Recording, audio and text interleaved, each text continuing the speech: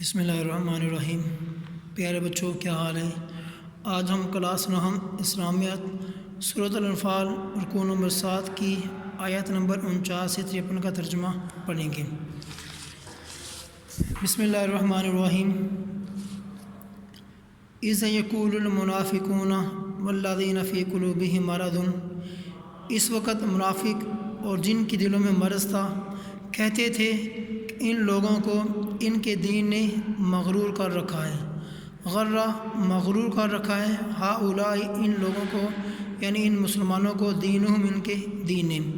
اب یہاں پر منافقین اور وہ لوگ جو جہاد سے بھاگنا چاہتے تھے اور وہ لوگ کہتے تھے کہ ان مسلمانوں کو ان کے دین نے مغرور کر رکھا ہے۔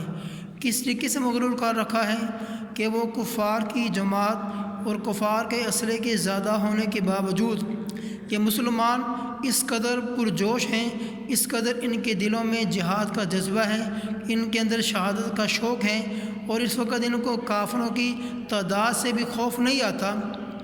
ان کے دین نے اتنا ان کو مغرور کر رکھا ہے کہ وہ کافروں کے ساتھ مقابلہ کرنے کے لیے بالکل بھی تیار ہیں۔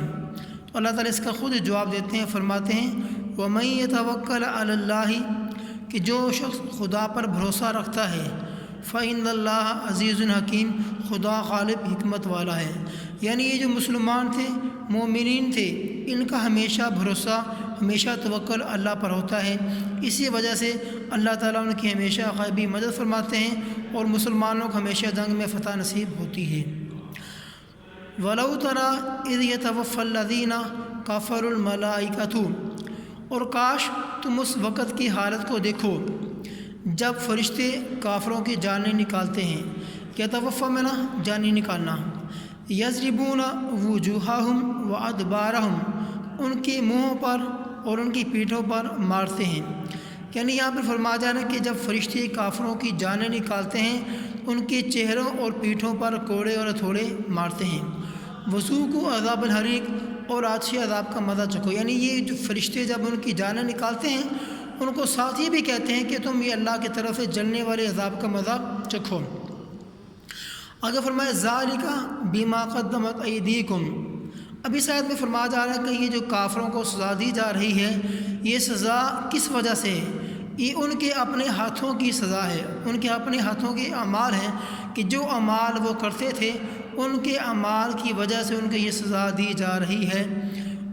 ذالک بما، یہ جو سزا ہے یہ ان اعمال کی سزا ہے جو تمہارے ہاتھوں نے آگے بھیجے ہیں، قدمت آگے بھیجے ہیں، ایدیکم تمہارے ہاتھوں نے، وَأَنَّ اللَّهَ لَيْسَ بِظَلَّامٍ لِّلْعَبِيدِ، اور جان رکھو کہ خدا بندوں پر ظلم نہیں کرتا۔ آگے فرمایا کداب آل فرعون، یہ فرمایا کہ جیسا حال فرعونیوں کو ہوا، والذین من قبلہم، اور ان سے پہلے لوگوں کا ہوا، یعنی ان کے ساتھ بھی وہی سلوک کیا جا رہا ہے جو سلوک ہم نے فرعونیوں کے ساتھ اور فرعونیوں سے پہلے لوگوں کے ساتھ کیا تھا۔ اب ان کے ساتھ کیا کیا تھا؟ کیوں ان کے ساتھ ایسا سلوک کیا تھا؟ اللہ فرماتے ہیں کافروا بآیات اللہ، انہوں نے خدا کی آیتوں سے کفر کیا، فأخذہم اللہ بذنوبہم، تو خدا نے ان کے گناہوں کی سزا میں ان کو پکڑ لیا۔ اب یہاں پر یہ جو کافروں، یہ جو موجودہ دور کے جو کافر تھے اور فرعون اور ان کے جو پہلے کے لوگ تھے، ان کی جو سزا تھی یہ اس لیے ایک طرح کی تھی کہ انہوں نے بھی اللہ کی آیات کا انکار کیا اور انہوں نے بھی اللہ کی آیت کو جھٹلایا۔ اسی وجہ سے اللہ تعالیٰ ان کے اوپر بھی ایسا ہی عذاب دیا جیسے ان کے اوپر عذاب دیا تھا۔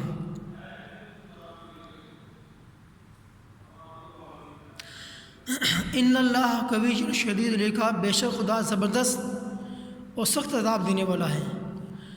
ذالک بان اللہ لم یکن مغیرا نعمتا، اس لیے کہ جو نعمت خدا کسی قوم کو دیا کرتا ہے جب تک وہ خود اپنے دلوں کی حالت نہ بدلیں، حتیٰ یغیروا، جب تک وہ حالت نہ بدلیں، ما بانفسہم، اپنے آپ کی یعنی اپنے دلوں کی۔